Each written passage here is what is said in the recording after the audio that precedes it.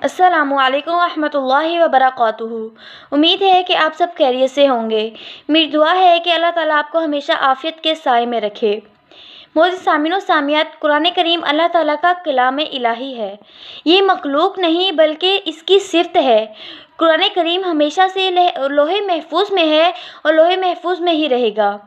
قرآن کریم یعنی کہ اللہ تعالیٰ نے اپنے تمام کلاموں میں سے سب سے زیادہ افضل کلام کلام الہی یعنی کہ قرآن مجید کو قیامت تک تمام انسانوں کے لیے ہدایت اور رہنمائی بنا کر اپنے پیارے نبی حضرت محمد صلی اللہ علیہ وآلہ وسلم پر سب سے زیادہ مقرب فرشتے حضرت جبرائیل علیہ السلام کے ذریعے نازل فرمایا۔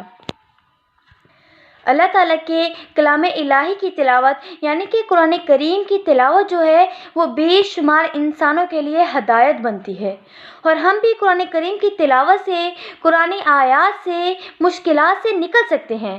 اگر ہم قرآن کریم کی جو ہے آیات پڑھیں گے، قرآن آیات کا وظیفہ کریں گے تو ہم بھی مشکلات سے بچ سکتے ہیں، ہم اپنی شفا والی زندگی گزار سکتے ہیں اور اپنی دلی مرادوں کو اللہ تعالیٰ کے سامنے پیش کر کر دعا کر سکتے ہیں، اور وہی ذات یعنی کہ اللہ تعالیٰ دعاؤں کو قبول کرنے والے ہیں۔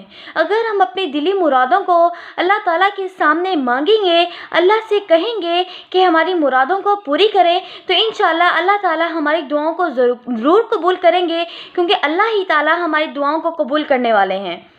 اب میں آپ کو قرآن کریم کی کچھ صورتوں کے بارے میں بتاتی ہوں کہ قرآن کریم کی کون سی صورت پڑھنے کی کیا فضیلت ہے اور کون سی صورت کس طریقے سے پڑھنی ہے۔ اب جیسے کہ نمبر 1 سورۃ واقعہ ہے۔ اگر ہم قرآن کریم کی سورۃ واقعہ پڑھیں گے تو اللہ تعالیٰ ہمیں غائبانہ طریقے سے روزی عطا فرمائیں گے۔ عشاء کی نماز کے بعد اگر ہم سورۃ واقعہ پڑھیں گے تو اللہ تعالیٰ ہمیں غائبانہ طریقے سے روزی عطا فرمائیں گے، ہمیں کبھی فاقہ نہیں ہوگا۔ دوسرے نمبر پر سورۃ الملک۔ اگر ہم عشاء کی نماز کے بعد یعنی کہ سورۃ الملک اور سورۃ السجدہ پڑھیں گے تو ہم قبر کے عذاب سے بچ جائیں گے، کیڑوں کے عذاب سے بچ جائیں گے۔ سورۃ الملک جو ہے وہ قبر میں روشنی کرے گی، قیامت کے دن ہماری سفارش کرے گی، اللہ تعالیٰ سے جھگڑے گی، اللہ تعالیٰ کو کہے گی کہ اے اللہ اس بندے کو بخش دے، تو اللہ تعالیٰ فرمائیں گے کہ میں اس بندے کو نہیں بخشتا۔ تو ذرا غور سے سنیے گا کہ وہ صورت آگے سے کیا کہے گی۔ وہ کہے گی کہ یا اللہ اگر تو نے اس بندے کو نہیں بخشنا تو مجھے تو قرآن پاک سے نکال دے۔ دیکھیے کہ سورۃ الملک پڑھنے کی کتنی بڑی فضیلت ہے کہ ہم قبر کے عذاب سے بچ جائیں گے، اور آپ کے اور میرے پیارے نبی حضرت محمد صلی اللہ علیہ وآلہ وسلم تب تک نہیں سوتے تھے جب تک یہ صورتیں یعنی کہ سورۃ الملک اور سورۃ السجدہ نہیں پڑھ لیتے تھے۔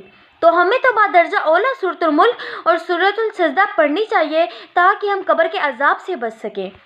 سورۃ المزمل پڑھنے سے ہم ہر مشکلات سے محفوظ رہیں گے، ہماری ہر مشکلات آسان ہو جائیں گی۔ اگر ہم سورۃ الفاتحہ پڑھیں گے تو ہماری دعا قبول ہوگی۔ کیوں؟ کیونکہ سورۃ الفاتحہ تو خود ہی ایک دعا ہے، اس میں ہر چیز ہے۔ دیکھیے پہلے اللہ تعالیٰ کی تعریف ہے کہ تمام تعریفیں اس اللہ کے لیے ہیں جو تمام جہانوں کا مالک ہے۔ تو سورۃ الفاتحہ پڑھ کر اگر ہم جو بھی دعا مانگیں گے تو ہماری دعا قبول ہوگی۔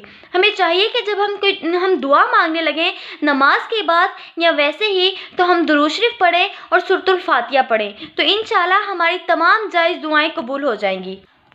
سورۃ البقرہ پڑھنے سے شیطان گھر سے بھاگتا ہے۔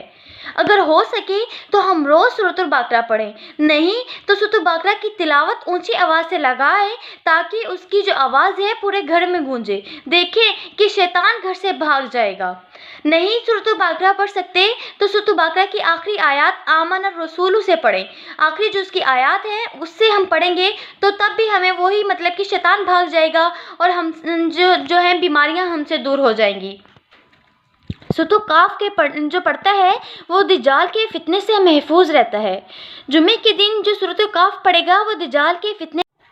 باقی جو ہیں وہ کچھ صورتوں کی جو فضیلت ہے، کچھ جو صورتیں پڑھنے کی کیا فضیلت ہے وہ میں آپ کو اپنی اگلی ویڈیو میں بتاؤں گی، کیونکہ کوئی 1-2 صورت نہیں ہے جس کی پڑھنے کی بس فضیلت ہے۔ قرآن کریم میں 14 جو صورتیں ہیں، ٹوٹل 114 صورتیں ہیں، تو ان میں سے بہت سی صورتیں ایسی ہیں جن کی پڑھنے کی بہت زیادہ فضیلت ہے۔ تو میں آپ کو باقی جو صورتوں کی فضیلت ہے وہ اپنی اگلی ویڈیو میں بتاؤں گی۔ آپ میرے چینل کو زیادہ سے زیادہ سبسکرائب کریں، بیل آئیکن کو پریس کریں اور زیادہ سے زیادہ کمنٹ کریں۔ شکریہ۔